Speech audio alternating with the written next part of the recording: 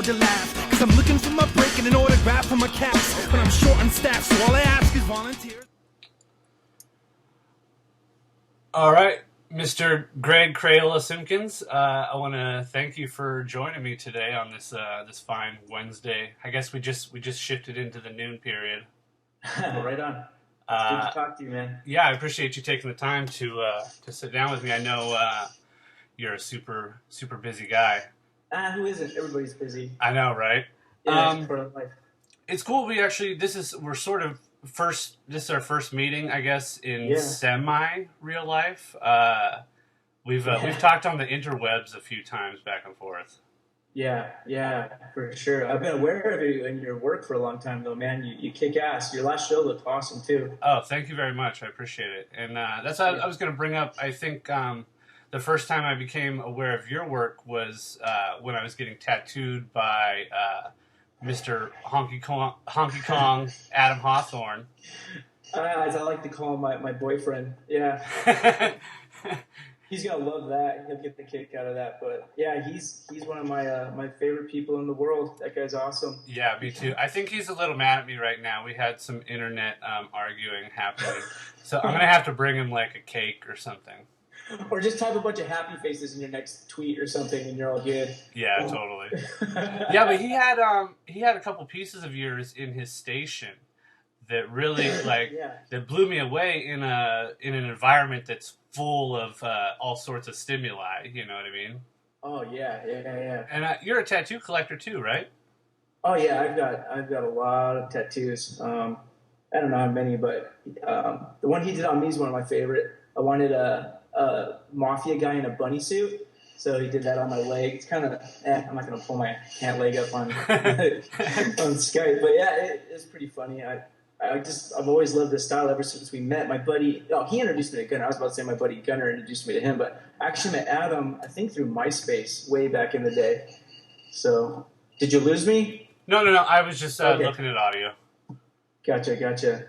So, yeah, I've known him for years and years and years. He's always been a big encouragement, too, so it's good. That's a super positive guy, totally talented. I think the first tattoo he did on me, we worked on my rib cage. And it's still not done. It's a big-ass fucking tattoo. But we've done three other ones since then. He's tattooed me 4 times. Nice. Yeah, I'm trying to weasel a back piece out of him because I really just want more of his work. Especially all his new stuff is so good. I just love it. So yeah. You got Mike Giant tattooed you, right? Yeah, I have a bunny snake on my right shoulder down the bicep with some peonies. And some water and leaves. I seen a flyer he drew a while back. It had a bunny snake on it, and I'm a collector of bunny stuff. So I was like, I have to have a bunny snake for Mike Giant because he's a huge influence. So I was really stoked to get that. He was just down here in San Diego. I guess he was up in Pasadena too for that show that just happened. Well, I didn't get the full idea of what was going on over there. Was there like 3 separate shows happening at the museum or at the same time? Yeah, the Clayton brothers had a show, then the Street Cred show, which I was a part of, and then there was the other one. I forget what it's called. And they've been putting it together for like a year and a half or more than that, talking about it. And it was Steve Grodius putting it together. And so I had that piece, and I was like, yeah, let's put this piece in there. I had it shipped from New York to the museum, and I was stoked to be a part of it. They used it as banners on the street, so I got to drive down the street on Colorado and see my banners hanging out. I was pretty stoked. I felt like a little kid. Right. So I like that area of Pasadena over there. Yeah, it's kind of cool. I don't get down there too often. That's actually down there is where Mike finished up my tattoo also, which is funny because he started it at Adam's station at Guru. And then he finished it up down there in Pasadena at the tattoo shop he was guest spotting at. Oh, that's funny. I got tattooed at both of those places too. Mike's been tattooing me for over 10 years. Wow, and, that's cool. We worked on my sleeve. He's doing my whole left sleeve. And nice. We worked on it in Adam's station when he was down a while ago. And then cool. That little spot up in Pasadena, too, I got tattooed at. We did a long-ass session there. I did, like, my whole bicep. It's ridiculous. Wow. And then I had to drive back to San Diego.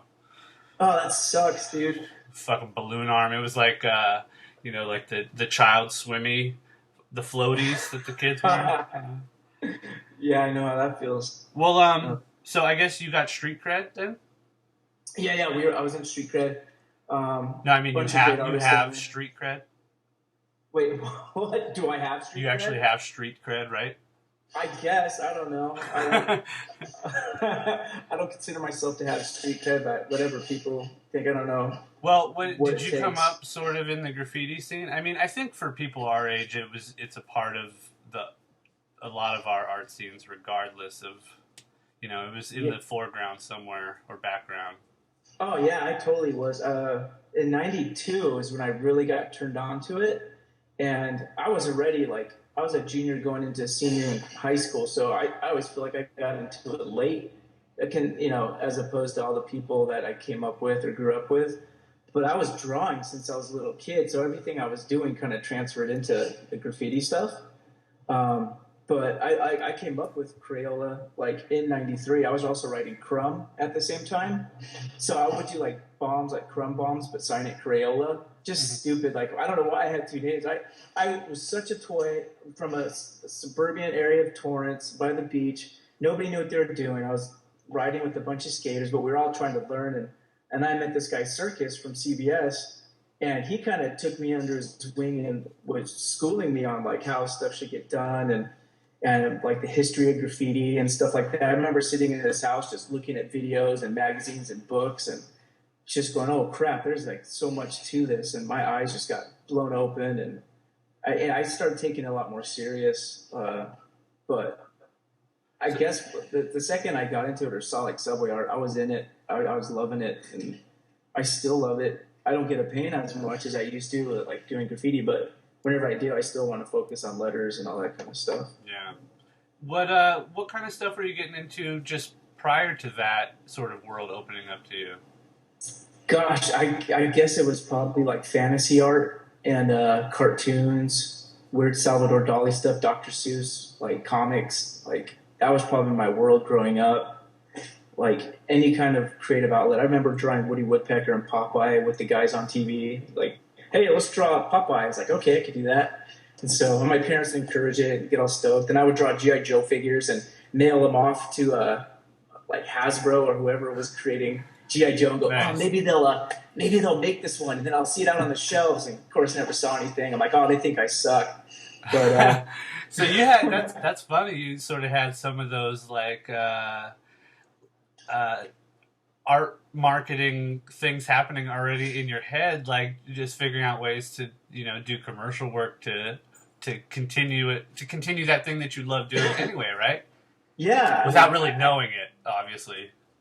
Yeah, it wasn't like conscious. I was just like, oh man, I can draw that. I'm gonna do that. I'm gonna send it to them. But I don't know. That's sort of what you do. Not you per se, but like a commercial artist. That's sort of what you do. You get a little portfolio, you send it to these companies, and maybe they hire you. Exactly. Yeah, that's true. And the funny thing is, like, I always was creating stuff like that. So when it did come time to actually try to get jobs, I had stuff like, hey, here's the stuff I do. Maybe I can get a job. But I wasn't going to be an artist per se. Like, I was going to be a veterinarian. Like growing up, like I took all kinds of classes. I started like when I went to junior college, I went under pre-veterinary medicine and was taking all these classes to go to like UC Davis or something. But it was like that same first freshman year of college, my art classes I was taking those and my teachers were really encouraging me like, oh man, you could really do this. I was like, nah.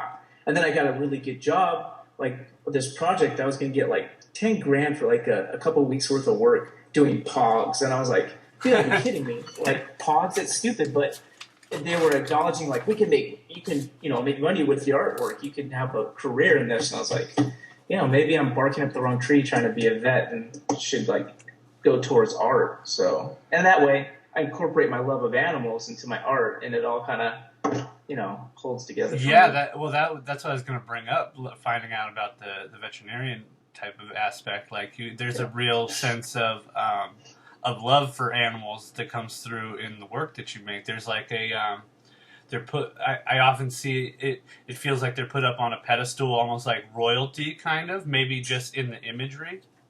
Yeah, I just know I'm fascinated by them, always have been, and there's so much variety in them. Like it never gets old to me, and like the things you can twist and morph with them, it's just like the ultimate creative outlet for me. Like people's like, why don't you do more figurative stuff? I'm like, I do people. I love painting people, but for some reason, animals just really like they grab me. Like I love painting them. It's hard to describe or break it down. So did you get through with school and decide, oh hell with that, I'm just going to run with the art thing? Like, at what point did you make that decision? Well, I stuck with school, I guess. Like when I turned 18, also I kind of hit this little, I guess you'd call it rebellious, like stint of my life or something. Like I was such a nerdy little scrawny kid. Like even up through high school, I don't think I hit puberty and grew like with the rest of the guys until I was like 17. I was just like this little kid in high school, like quiet. I had these glasses my mom made me get that turned dark in the sun. And so it's like total nerd that you can imagine. Like the only other kid in school that had those glasses was some special needs kid. So they'd always call me him. And like, it was horrible. Like it was one of those, like the jocks versus the nerds type thing I always felt growing up. And when I finally like hit like my growth spurt or whatever you want to call it, I kind of broke out of that insecure stage of my life. Like when I was about 17 or 18, I just was like, screw it. I'm sick of people like holding me down just, with the name calling or whatever. I'm going to take off and have my own like start. I'm going to be, I'm an artist. I'm going to do graffiti. This is my new thing I want to do. I love it. And just I got into like punk music like really hard. Like it was like hip hop for me up until like 91 or 92 until I started listening to Suicidal Tendencies and then like Nirvana and stuff like that too. But like, and Minor Threat was huge for me. And then bam, I turned into this, I'm just going to listen to punk rock music and I'm going to spray paint walls. And that was my mentality going through college. And I got through college because I know my parents wanted me to, and I really respect them. But I barely scraped by college, got through my projects just as I knew what I was doing with art. But I made it through and got my bachelor's eventually from Long Beach State. And I went on to get some jobs from there. But I was working the whole time. Like I did like some work on graphics for like Serial Killer. It was some lame brand.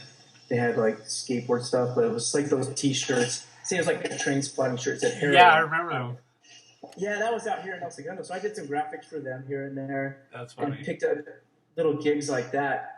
And then I did a lot of merchandise for different bands. Like all my friends were in bands. I had this band Deviates. I did all their merchandise and album covers. Well, most of the album covers. And then there's other bands, Western Waste, 1208. I was in a band that sucked, so I didn't really have anything for them. But just that was pretty much my whole college career was figuring ways to get out of school to go spray paint or go to the beach, and then punk shows. Yeah. And that was it. Is that your pencil thing making that sound? No. You know what? It's somebody doing the lawn outside, I think. Oh, okay. Good. I thought you were scribing or something. Well, there's something that I wanted to talk about. Let's talk about your work that you're doing now. Something that I've always found interesting, and it's the thing with the animal figures and stuff, is that there's an augmentation of familiar things into very unfamiliar circumstances, which is often like kind of dreamlike a little bit in how we will find things that don't belong, but it makes perfect sense in like a dream state. And you have a real good ability of making these things that shouldn't necessarily go together all of a sudden go together.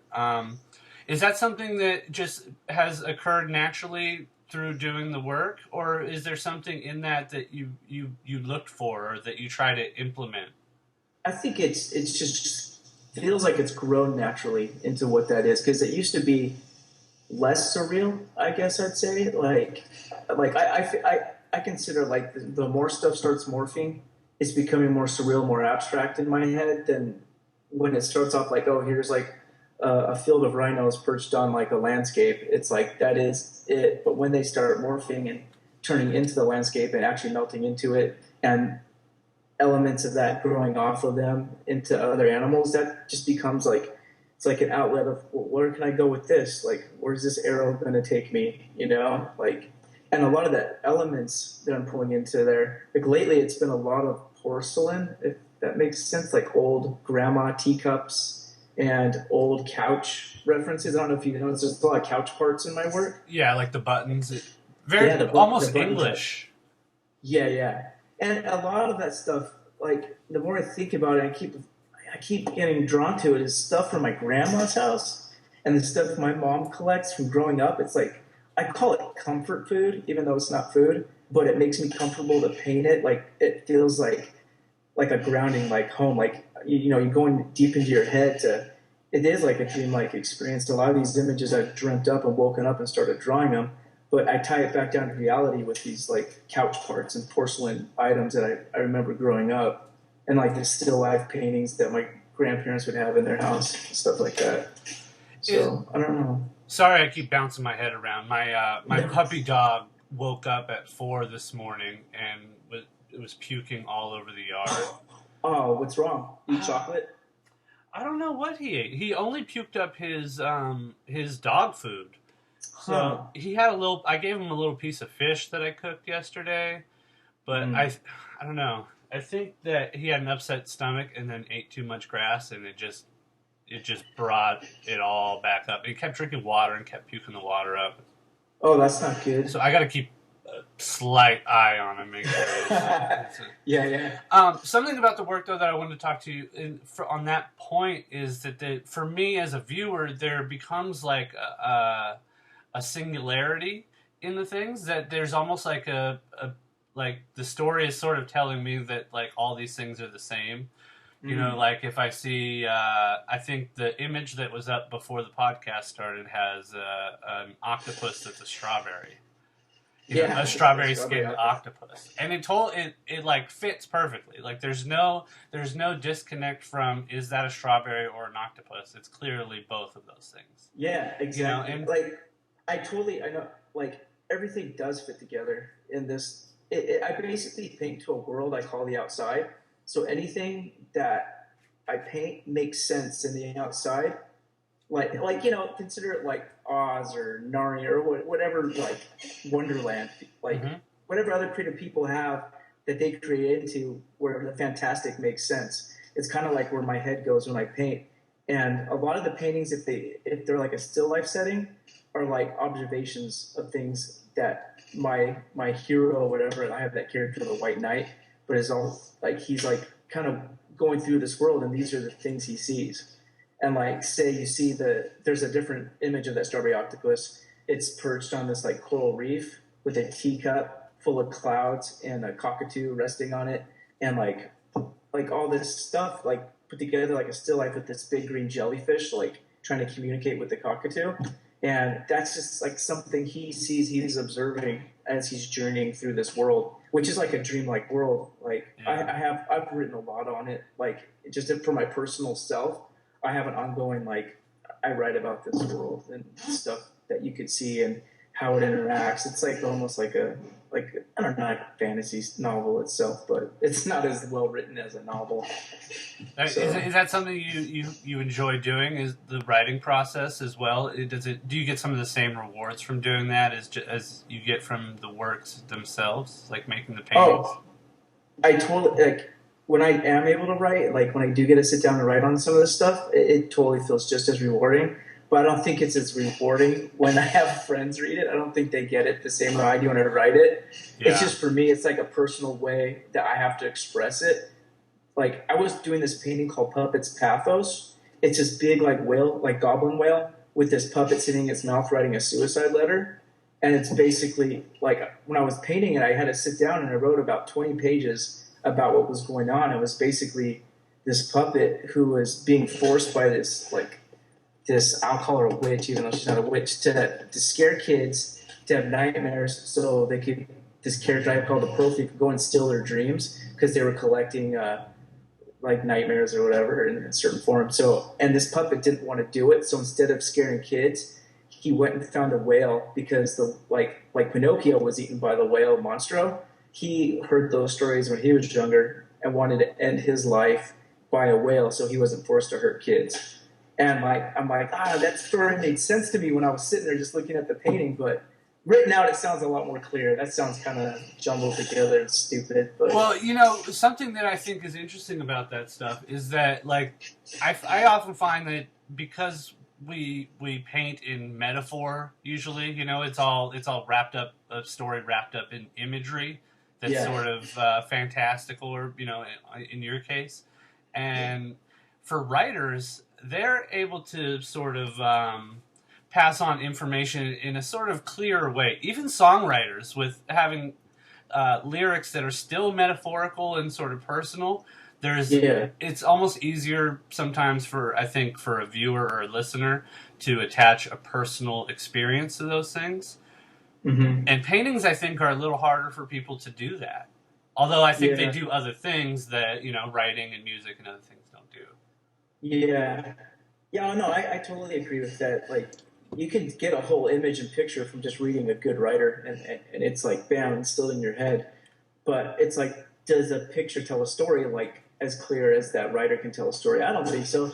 And like, sometimes like a good illustrator can do it. I don't go into these paintings trying to illustrate a story.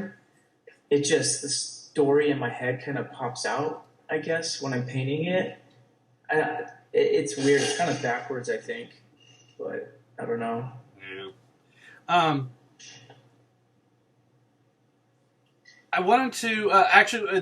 We had a couple questions that came in from listeners, and this one almost sounds like a setup. But Eric Whitman wants us to collaborate on something in the future. Okay, maybe a drawing or something. Yeah, let's do it. Why not? All right.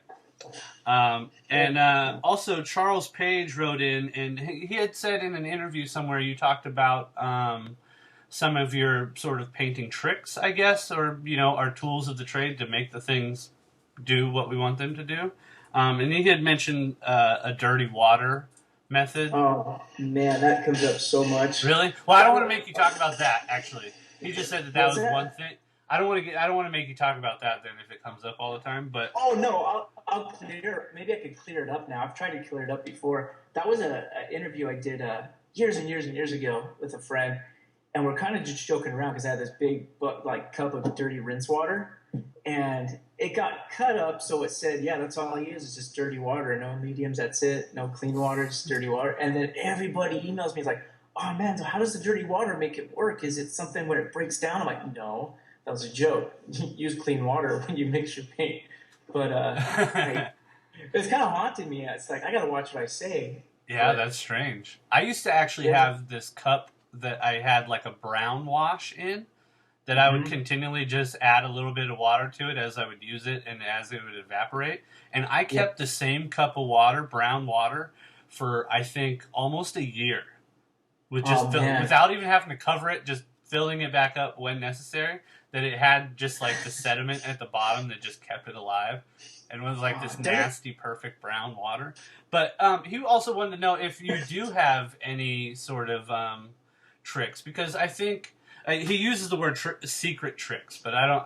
I think tricks sounds a little devious, but I think as you make so much work and spend so many hours doing something, you pick up little techniques of ways to achieve a certain look that you're going for, and some of those things I think come from accidents, like from just experimenting, right? Or or you learn them from somebody who passes something along. Is there something that you could think of in your processes along the way that has been something like that?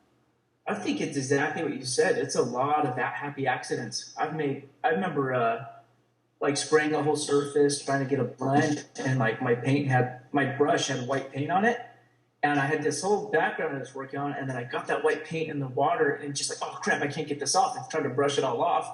I ended up fogging the whole background, which is how I started doing my atmospheric perspective stuff. I just like would work out whole backgrounds afterwards, wet it down, dampen it, and then put little bits of like pigment or white and start brushing that through, and it would cover nice and evenly, and I'd have this atmospheric pushback where I could build up on top of it afterwards. Like, okay, let that dry, build up some more color or information into the painting, let it dry, wet it, and then fog it again, and everything started pushing back into the atmosphere. I'm like, oh my gosh, that's perfect.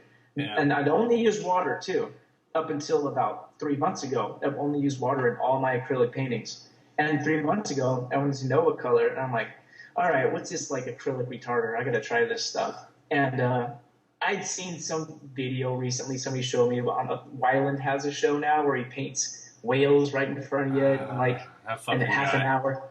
And I'm like, all right, he was using it. I'm like, okay, it's not like it's the greatest paintings he's pulling out in 30 minutes, but it's still interesting how it was keeping the paint so wet and blendy forever, where I'm like working like a maniac trying to get it while it's open. Mm-hmm. And so I got some of this acrylic retarder, and I've tried it different ways, mixing it with water, mixing it with flow aid, and have all these different formulas. And it's working for me, like in getting big blends in my backgrounds. Like this last show, I did a lot of large paintings, and it really helped my blends. Instead of being like so washy, I'm really getting a more wet into wet effect that I wasn't getting before. It's kind of opening my head to more of an oil painter's feel. Sure, because that's what's so difficult about acrylics is that you either have to be a really good colorist, or you got to figure out a way to blend really fast. And if you're doing a big painting, that's it dries too fast, especially us Southern California artists, right? Yeah, the weather, it's going to dry your paint out super quick. But that's also the beauty of it. It's like going from like graffiti where I was spray painting everything and it would dry pretty fast to jumping into acrylics. It kind of felt the same.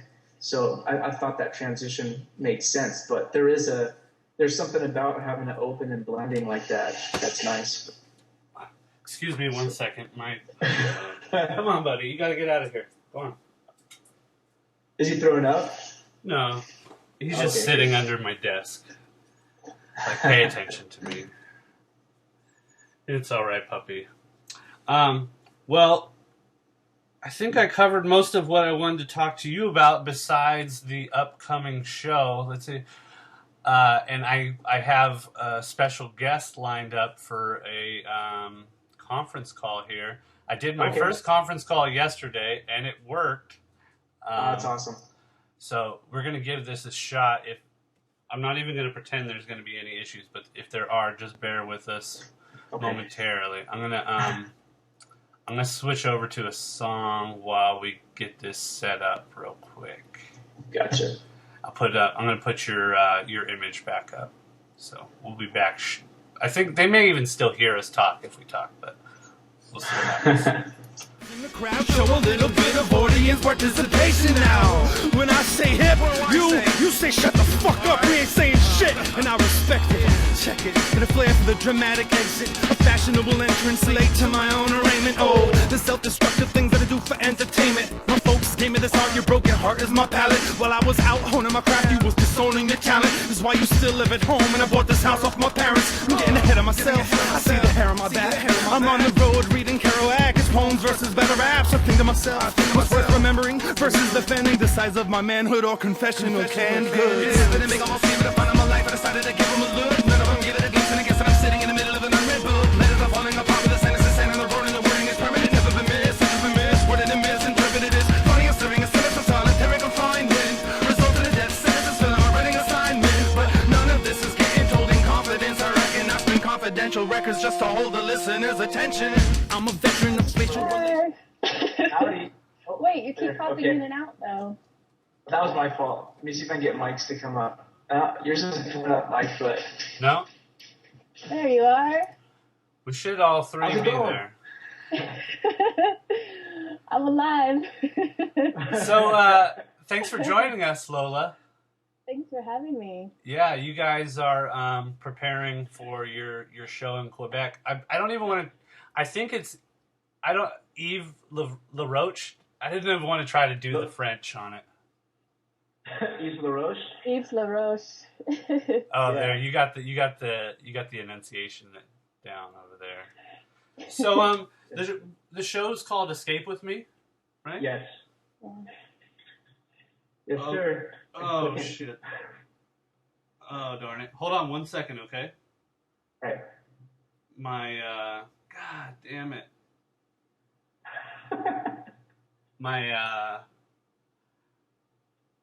My laptop froze up while we were recording, which is what I'm recording the audio on.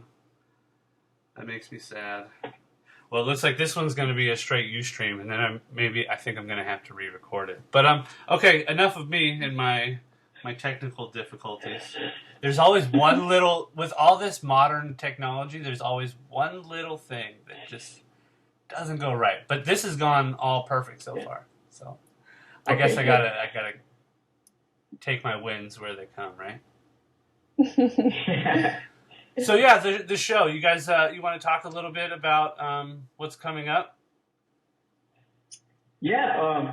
Do you want to talk about it, Lola, or do you want me to start off? I don't know. I'm actually. I think my biggest feeling is just elation from being finished with getting all of the pieces done, and the lack of sleep that you and I have both been going through, and yeah. I think the pieces are supposed to arrive today or tomorrow at the gallery. Yeah, I think you're right. I really have my fingers crossed because I always get nervous with this overseas shipping. Yeah, the shipping part was kind of like a nightmare when you have to consider crating and the time it takes to get there and customs. That was probably the biggest thing, our biggest fear going into this, Mike. It was not a fun thing to figure out. And there's a lot of cost involved at that. I don't know, who's fitting the bill, but even just getting that all together, it's not fun to do shipping at all, packing and the whole routine. No, and then you have all this artwork that you're just hoping arrives safely, because if anything happens, you're out. Yeah, and how long have you been? How long have you been working on the show? I was just thinking about that. I've been working about 9 months pretty solid on this show. And, I don't typically do big pieces, but for me, the work is much bigger, so it's more detail-oriented, and it was pretty tough. Yeah, I've been working on it for like 5 or 6, like off and on, especially like I had other stuff in between, like that inlay show and stuff I had to concentrate on, but I was always working on this one in the background when I'm working on other stuff, so... a while. Are you guys headed up there? Yeah. Yeah, we get to hang out there. It's gonna be great. Yeah, it's gonna be fun. Have you been out to? It's Montreal, right? Yeah, Montreal. Have you been out there before? Been there? I've never been to Canada ever. Yeah, me neither. I'm taking a friend of mine's going up who's from there, so he's gonna like run interference to see if they're talking crap behind our backs. He's going to be Canadian American, but he's going to interpret everything they say. You guys don't have to answer this question, but you don't have any felonies, right? No. Uh-oh. No. Okay, good. So that guy, Lola, remember that? That galley made? Yeah. They're sticklers up there in Canada. They don't mess around. Yeah, like I've had friends in bands who couldn't go with their band to whatever venues because they had felonies because at the border or whatever. So yeah, even like DUIs, they're like, nah, you're rough. Oh, really? Yeah. Yeah, it's pretty bad. So I think we're safe. How many pieces did you ship up there? Lola? Oh, I have a total of 9 pieces, and an amazing collaboration with Craig. Oh, sweet. Yeah, that was fun. Yeah, that was fun to work on.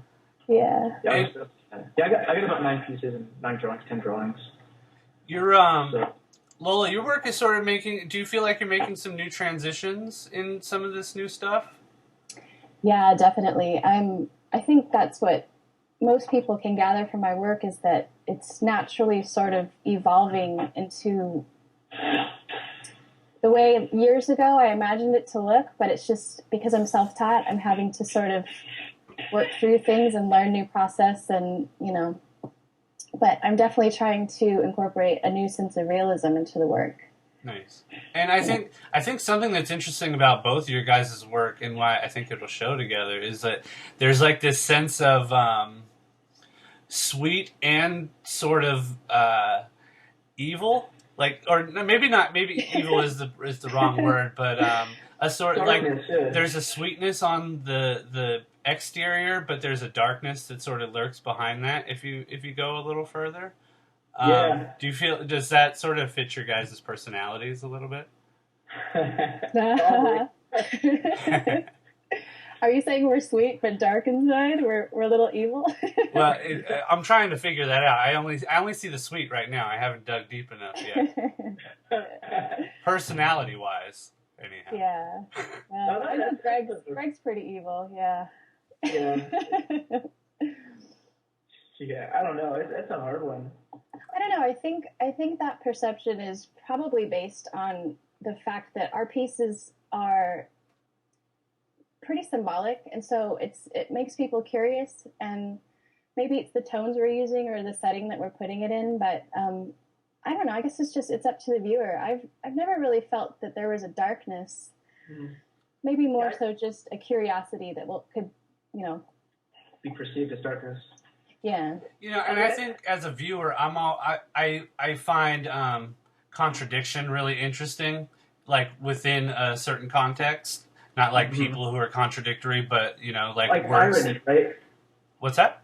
Like irony. Sure, right. Yeah. And like maybe I may go out like searching for those things, even like in the works that I'm looking at, like looking to find those things. Yeah. Like I do the same.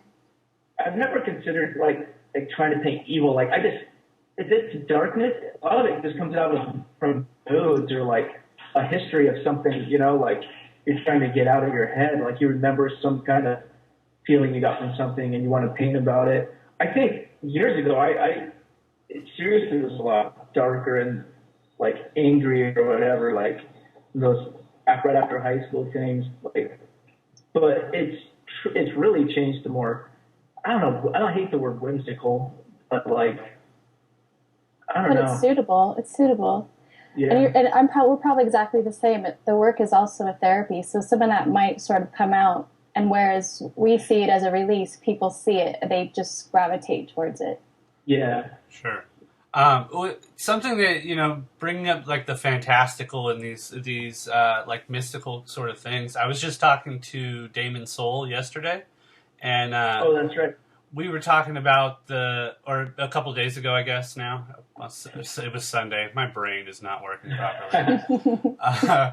We were talking about the sort of fine line among sort of reaching meditative phases, like those therapeutic ideas of getting into work, and at the same time, like making sure not to shift into escapism, which I think is something that socially we find around in art, like around time periods where like society is sort of down. It's like a downtrodden time.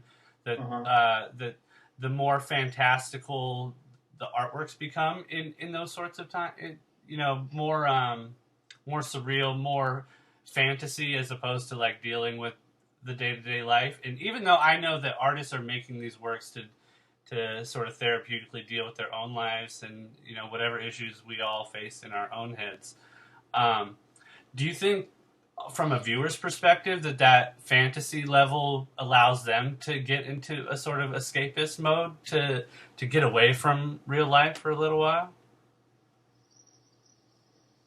Either one. Yeah. Sorry, it's hard with like one person interviewing two people. Yeah.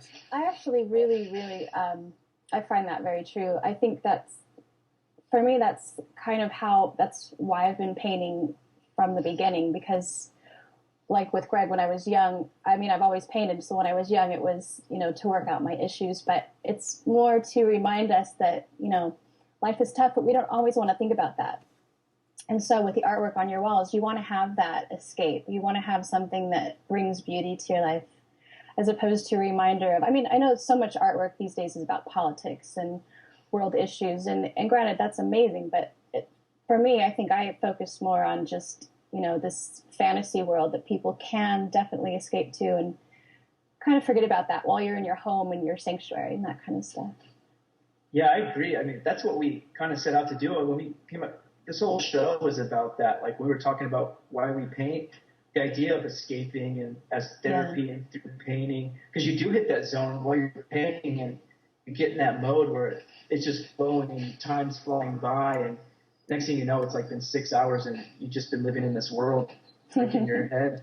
And and how does it relate to like the audience? Like at first I wasn't painting at all for my audience, just painting what's in my head. But in that me doing that, it did affect people because they told me like, wow, I totally connected with this piece, and it's taken me to this other place, and I totally love it for that reason.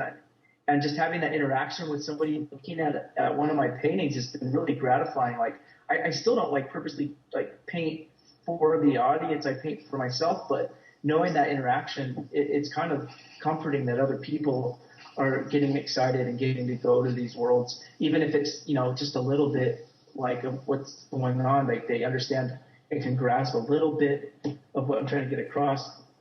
Sure, it's exciting.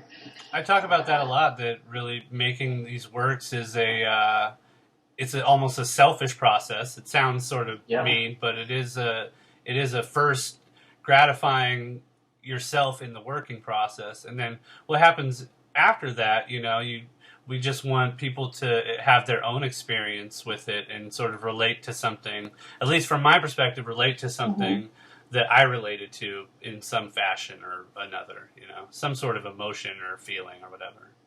Yeah, definitely. Totally. Yeah. Cool. Well, let's plug your guys' websites and all the information so that people can find out all the good stuff. You want to go first, Greg? Okay, yeah. Well, my website's imscared.com. It's IMSCARED. And that's just because GregSimkins.com was taken. And then our show is Escape With Me at Yves Laroche in Montreal on June 8th. And if you have any Canadian listeners, you guys should come out if you're in the area. It should be a good time.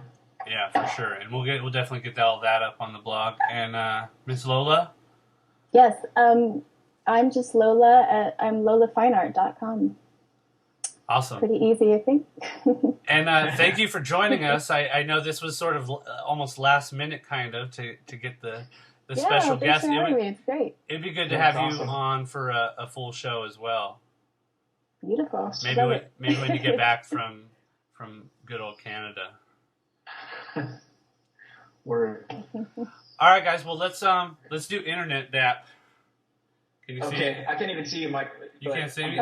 Just Oh, dap the right. camera. Oh, You know what'll happen. There we go. Boom. Yeah. Attaboy. All right, guys. Thank you very much for joining me. I appreciate Bye, it. man. Thanks for Have a having good us. day. Later. Okay. Bye. See you, Lola. Bye. See ya.